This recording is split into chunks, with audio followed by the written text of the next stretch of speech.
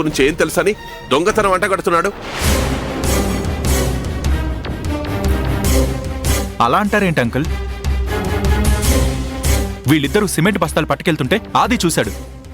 మురళి వెళ్ళిన వెనకేసుకొస్తున్నాడు. అంతకన్నా సాక్ష్యం ఏం కావాలి? అదేం కాదు అరవింద్. మురళిని నేనిక్కడ పనిలో పెట్టాను. నా మనిషి అన్నవాడు ఎవడు ఇక్కడ ఉండకూడదు.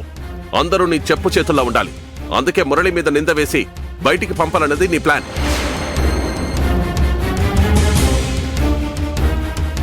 దొంగతనం అంటగడితే ఈజీగా బయటికి పంపొచ్చు కదా. ఒక్క విషయం గుర్తుపెట్టుకో అరవింద్, మురళిని అవమానిస్తే నన్ను అవమానించినట్టే.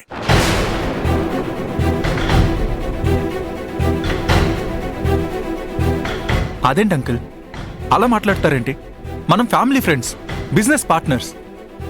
మేం చెప్పేది వినకుండా అతన్ని వెనకేసుకొస్తారేంటి? అసలు ఇదంతా ఎందుకు? ఇక్కడ సీసీటీవీ కెమెరా ఏర్పాటు చేస్తే ఇలాంటి ప్రాబ్లమే రాదు కదా. ఓ, నువ్వు కూడా సలహాలు ఇస్తున్నావా? ఎవరు ఎక్కడుండాలో అక్కడుంటే మంచిది.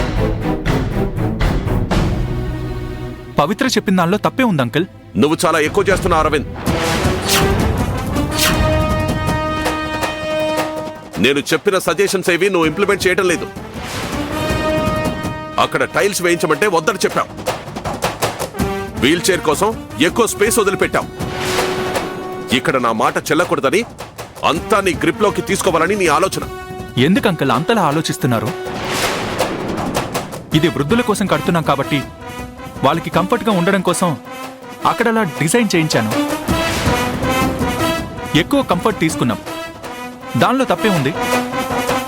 మిమ్మల్ని కాదని మొత్తం గ్రిప్లోకి తీసుకునే ఉద్దేశం నాకేం లేదంకుల్. నేను చెప్తే బిజినెస్ ఎలా చేయాలో నేర్చుకున్నవాడివి నాకే ఎదురు చెప్తున్నావా?